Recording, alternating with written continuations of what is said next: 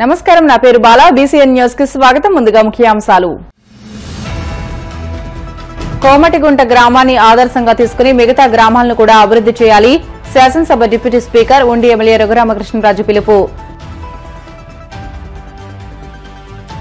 Nellore mining కేసులో చట్టం తన పని తాను చేసుకుపోతుందన్న మంత్రి ఆనం. తప్పు చేసిన వారిపై ఖచ్చితంగా చర్యలు తీసుకుంటామని హెచ్చరిక. తాడేపల్లి వైసీపీ కేంద్ర కార్యాలయంలో ఘనంగా గుర్రం జాషువా వర్ధంతి. విగ్రహానికి పూలమాలలు వేసి నివాళులు అర్పించిన వైసీపీ నేతలు. భీమవరం మావుళ్లమ్మని దర్శించుకున్న పశ్చిమ గోదావరి జిల్లా కలెక్టర్ నాగరాణి. ఆలయ మర్యాదలతో స్వాగతం పలికిన అధికారులు. కాళ్ల మండలం కోమటిగుంట గ్రామాన్ని ఆదర్శంగా తీసుకుని మిగతా గ్రామాలను కూడా అభివృద్ధి చేయాలని శాసనసభ డిప్యూటీ స్పీకర్ ఉండి ఎమ్మెల్యే కనుమూరి రఘురామకృష్ణరాజు అన్నారు. పశ్చిమ గోదావరి జిల్లా కాళ్ల మండలం కోమటిగుంట గ్రామంలో పంచాయతీ నిధులు 5 లక్షలు, కెనరా బ్యాంక్ సీఎస్ఆర్ నిధులు 5 లక్షలు, మొత్తం 10 లక్షల రూపాయలతో నిర్మించిన మైక్రో ఫిల్టర్ వాటర్ ప్లాంట్ ను ఆయన ప్రారంభించారు. సర్పంచ్ బోనం భాగ్యశ్రీ శివకుమార్ ఆర్థిక సహాయంతో వాకింగ్ ట్రాక్, సేద తీరడానికి ఏర్పాటు చేసిన షెడ్ ను ప్రారంభించారు. ఎంపీ నిధులు 15 లక్షలతో నిర్మించనున్న కమ్యూనిటీ హాల్ నిర్మాణానికి ఎమ్మెల్యే కనుమూరి రఘురామకృష్ణరాజు శంకుస్థాపన చేశారు. అనంతరం దుర్గాదేవి ఆలయ 5వ వార్షికోత్సవం సందర్భంగా అమ్మవారికి ప్రత్యేక పూజలు నిర్వహించారు. AP IIC chairman Mantena Ramaraju, Undi నియోజకవర్గ జనసేన పార్టీ ఇన్ఛార్జ్ జుత్తిక నాగరాజులు దుర్గాదేవి అమ్మవారిని దర్శించుకున్నారు.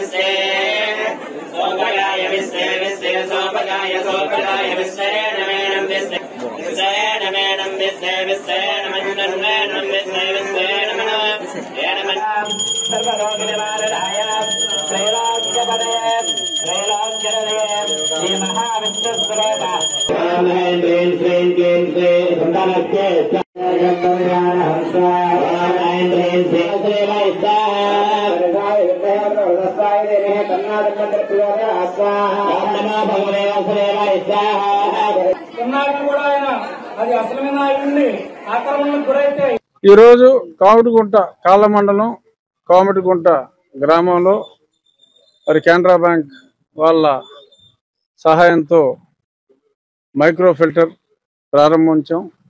అలాగే దాని చుట్టూ కూడా గ్రామస్తులందరూ కలిసి మరి గ్రామ పెద్దల సహకారంతో ఒక చక్కటి చెరువు చుట్టూ వాకింగ్ ట్రాక్, అలాగే రేపు రాబోయే నెల రోజుల్లో ఒక మంచి వాలీబాల్ కోర్టు, ఒక షటిల్ కోర్టు, అంటే వ్యాయామానికి శారీరక ఆరోగ్యానికి కూడా ఒక చక్కటి వాతావరణం వాళ్ళంతటి వాళ్ళు స్వచ్ఛందంగా క్రియేట్ చేసుకుంటాం. చాలా గ్రామాలు కూడా కోమటిగుంటని ఒక ఆదర్శంగా తీసుకుని గ్రామాలన్నీ కూడా ఎక్కడెక్కడైతే ఆక్రమణలో ఎటువంటి ఉంటే తొలగించుకుని మన ఊరు బాగుండాలి, ఊరు ప్రజల ఆరోగ్యం బాగోవాలి అంటే ముందు చక్కటి మంచినీరు ఉండాలి.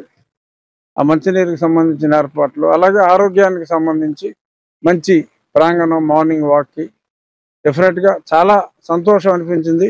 ఈ గ్రామస్తులు ఆ పెద్దల సర్పంచ్ వాళ్ళ భర్త అందరూ కూడా కలిసి తీసుకున్న చొరవ.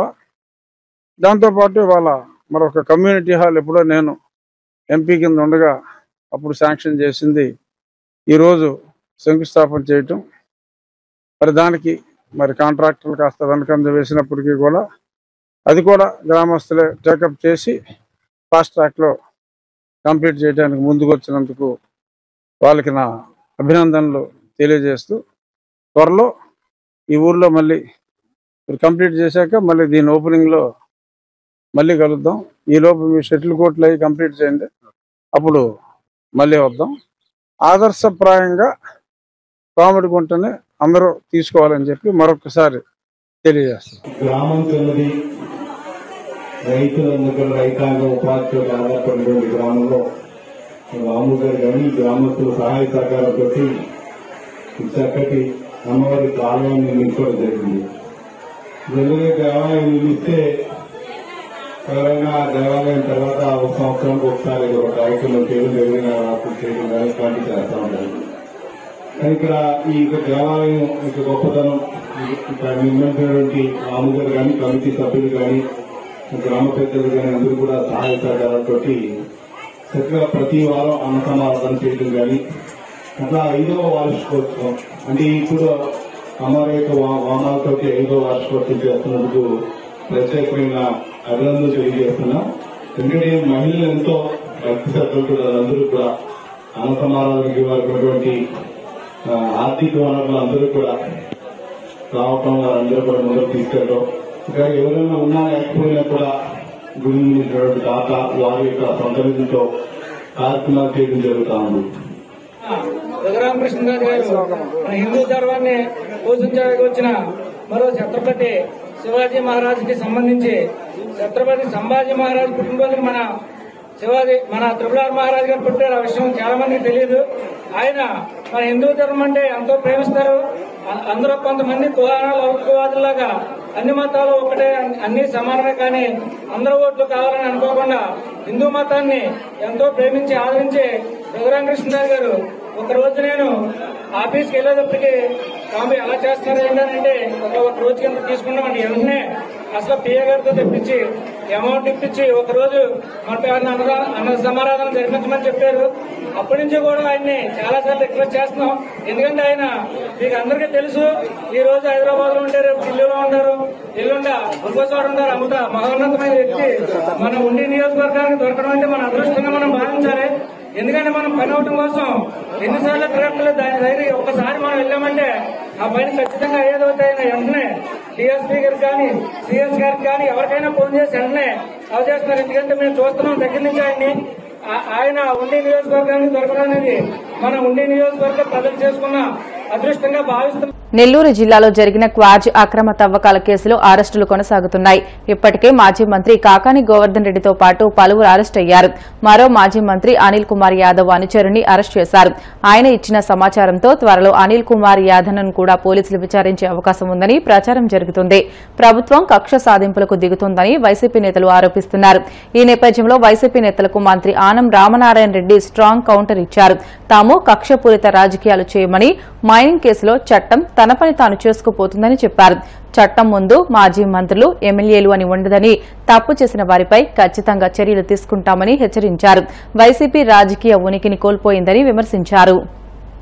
నేను కూడా ఈరోజు పత్రికల్లో చూశాను, శ్రీకాంత్ రెడ్డి గారు వాంగ్మూలం మీద 2 మాజీ మంత్రుల పేర్లు కూడా వచ్చాయని. వాటిని విచారణలో ఉంది. విచారణ ప్రకారం ఎవరు దోషులైతే తీసుకున్నటువంటి ఆరోపణలు నిజమని తేలితే తప్పకుండా ప్రభుత్వం చర్య తీసుకుంటుంది. వాళ్ళు మాజీ మంత్రులా, ప్రజెంట్ మంత్రులా, శాసనసభ్యులా కాదా, ఇవన్నీ అప్రస్తుతం. చట్టం ప్రకారం మా ప్రభుత్వం తీసుకునేటువంటి నిర్ణయాలు ఇంతవరకు ఎవరు ప్రశ్నించలేదు. సంవత్సరంగా మమ్మల్ని ఎవరు ప్రశ్నించలేదు. ప్రశ్నించే ప్రయత్నం కూడా చేసే అవకాశాలు లేవు వాళ్ళకి. ఎందుకంటే ఇది సుపరిపాలన జరుగుతున్నటువంటి ప్రభుత్వం. ఇది సుపరిపాలనని మొదటి సంవత్సరం పూర్తి చేసుకొని తొలిగడుగు కార్యక్రమంలో ప్రజల సమక్షానికి పోతున్నటువంటి ప్రభుత్వం ఇది. కాబట్టి మమ్మల్ని ప్రశ్నించేటువంటి పరిస్థితి ప్రతిపక్షాల్లో ఉన్నటువంటి వాళ్ళకి ఎవరికీ లేక అక్కడక్కడ ఇటువంటివి చేసి దీన్ని ఏదో ఒక అభూత కల్పనలతో ఒక బూచిని చూపించాలని ప్రయత్నం చేస్తున్నారు. పూర్తిగా విఫలమవుతుంది వాళ్ళ ప్రయత్నం. రాజకీయంగా ఇవాళ ఉనికి కోల్పోయిన ప్రతిపక్ష వైఎస్ఆర్ కాంగ్రెస్ పార్టీ ఈ రాష్ట్రంలో ప్రజల మనసుల్లోంచి కూడా తొలగిపోయింది. చరిత్రకారుడు, కవి, సాహితీవేత్త, అణగారిన వర్గాల అణచివేతలపై తన సాహిత్యంతో సమరం చేసిన సామాజికవేత్త గుర్రం జాషువా వర్ధంతిని తాడేపల్లి వైసీపీ కేంద్ర కార్యాలయంలో ఘనంగా నిర్వహించారు. పార్టీ ఎస్సీ సెల్ అధ్యక్షుడు, మాజీ ఎమ్మెల్యే టీజీఆర్ సుధాకర్ బాబు అధ్యక్షతన గుర్రం జాషువా విగ్రహానికి పార్టీ నేతలు పూలమాలలు వేసి ఘనంగా నివాళులు అర్పించారు. అనంతరం పలువురు పార్టీ నాయకులు మాట్లాడుతూ గుర్రం జాషువా ఆశయ సాధన కోసం ప్రతి ఒక్కరూ పనిచేయాలని పిలుపునిచ్చారు. సాహిత్యం ద్వారా ఆనాటి సామాజిక రుగ్మతలను ఎత్తిచూపడంతో పాటు వాటి నిర్మూలనకు ప్రజలను చైతన్యం చేసిన మహనీయుడు జాషువాని కొనియాడారు. మీ అందరికీ తెలుసు, అంటే ఇక్కడ ఉండే వాళ్ళు గుర్రం జాషువా గారితో ప్రత్యక్షంగా కలిసి మాట్లాడిన వ్యక్తుల్లో నేను ఒక్కడిని. ఎందుకంటే నేను చదువుకునే రోజుల్లో గుర్రం జాషువా గారు 3 సార్లు వారిని కలవడం జరిగింది. వాళ్ళ యొక్క మాట తీరు, వాళ్ళు మాకు చేసినటువంటి హితబోధ, మాలో నింపినటువంటి ధైర్యం, కర్తవ్యం ఇప్పటికీ మాకు బాగా గుర్తుంది. వారితో పాటు పెద్ద ఆయన బాబు జగజ్జీవన్ రావు గారు కనీసం ఒక 7-8 సార్లు వారిని నేను కలవడం జరిగింది. ఢిల్లీలో గాని, తిరుపతిలో గాని, కొవ్వూరులో గాని వాళ్ళతో కలిసి చాలా సార్లు బాబు జగజ్జీవన్ రావు గారిని కూడా మాట్లాడడం జరిగింది. సో వీళ్ళిద్దరి యొక్క ప్రభావం మా మీద బాగా పనిచేసింది. అప్పటి యువకుల మీద, ముఖ్యంగా ఎస్సీ వర్గానికి సంబంధించినటువంటి యువకుల మీద బాగా పనిచేసింది. అంటే సమాజంలో జరుగుతున్నటువంటి అవకతవకలు, ముఖ్యంగా ఎస్సీ వర్గాల మీద జరుగుతున్నటువంటి అన్యాయం, వాటిని ఎదిరించాలా, మీలాంటి యువకులు ముందుకు రావాలి, నడుము బిగించాలి అనే వాళ్ళ యొక్క హితబోధ, జోషువా గారి యొక్క వే ఆఫ్ చెప్పడం, అంటే ఏ విధంగా చెప్పి మమ్మల్ని అందరినీ కన్విన్స్ చేసినారనేది ఇప్పటికీ మాకు బాగా గుర్తుంది. వారి అడుగు జాడల్లోనే మేము ఎప్పటికీ నడుస్తా ఉన్నాం. ఈరోజు చరిత్రకారుడు, కవి, సాహిత్యవేత్త, అభ్యుదయవాద, అణగారిన వర్గాలలో అనుభవిస్తున్న కుల వివక్షత మీద, అంటరానితనం మీద తన సాహిత్యంతో, తన మేధస్సుతో ఉర్రూతలూగించిన మేధావి గుర్రం జాషువా గారి వర్ధంతి సందర్భంగా వైఎస్ఆర్ కాంగ్రెస్ పార్టీ శ్రీ వైఎస్ జగన్మోహన్ రెడ్డి గారి యొక్క నాయకత్వంలో కేంద్ర కార్యాలయంలో వారికి నివాళులు అర్పించడం కోసం అందరూ సమావేశం అయ్యడం జరిగింది.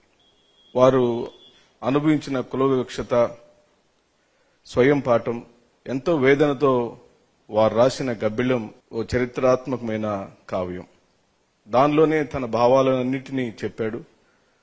ఎందుకు గబ్బిళంతో పోల్చుకున్నాడు, దాని వెనకాల ఉన్న మర్మాలన్నీ ఈ సమాజానికి తెలియపరచడంలో, దాన్ని గేయ రూపంలో కూడా మార్చి పద్యాల రూపంలో బహుముఖంగా దాన్ని ప్రాచుర్యం పొందిన చరిత్ర మనం చూసాం.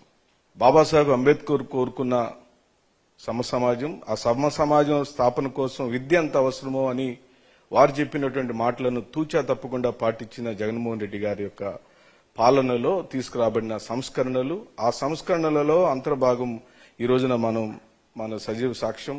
మా సోదరుడు ఆదిమూలపు సురేష్ గారు విద్యాశాఖ మంత్రిగా ఎన్ని విప్లవాత్మకమైన నాడు నేడు కార్యక్రమం, వేలాది కోట్ల రూపాయలు ఎస్సీలు పిల్లలు చదువుకునే స్కూళ్లను బాగుపరిచిన చరిత్ర ఈ రాష్ట్రంలో ఉంటే, ఎస్సీల్లో పుట్టాలా అని ఎవరైనా కోరుకుంటారా అన్న చంద్రబాబు నాయుడిని మేము ఎలా భరించగలుగుతాం, ఎలా తీసుకోవాలి? ఈ రోజుకి కూడా ఆ రోజు గుర్రం జాషువా గారు పడిన బాధ, ఇబ్బంది, అంటరానితనం, వివక్షత బహిరంగంగా చెబుతున్న పాలకులు ఉన్న ఈ సమాజంలో మమ్మల్ని మేము కాపాడుకుంటూ, మా బిడ్డలు మేము కాపాడుకుంటూ. భీమవరం ఇలవేల్పు శ్రీ మావుల్లమ్మ అమ్మవారిని పశ్చిమ గోదావరి జిల్లా కలెక్టర్ చదలవాడ నాగరాణి వారి మాతృమూర్తితో కలిసి దర్శించుకున్నారు. ఈ సందర్భంగా కలెక్టర్ కి వేద మంత్రాలతో పండితులు స్వాగతం పలికారు. అనంతరం అమ్మవారికి ప్రత్యేక పూజా కార్యక్రమాన్ని నిర్వహించారు. వేద పండితులు మంత్రోచ్చరణలతో ఆశీర్వచనాలు పలకగా ఆలయ అధికారులు అమ్మవారి చిత్రపటాన్ని, ప్రసాదాలను జిల్లా కలెక్టర్ కు అందజేశారు.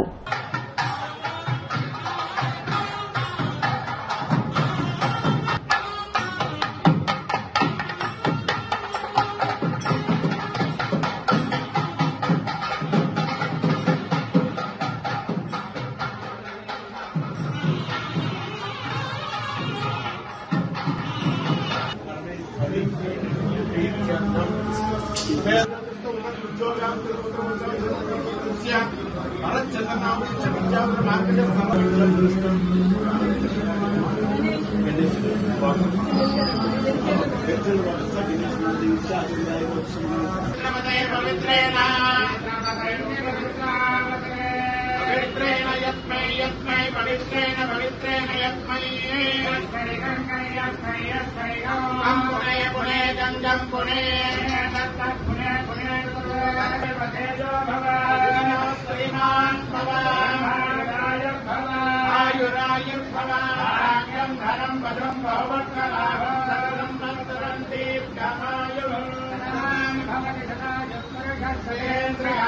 బ్రిటన్లో షార్ట్ బ్రేక్ తీసుకుందాం. స్టివితాస్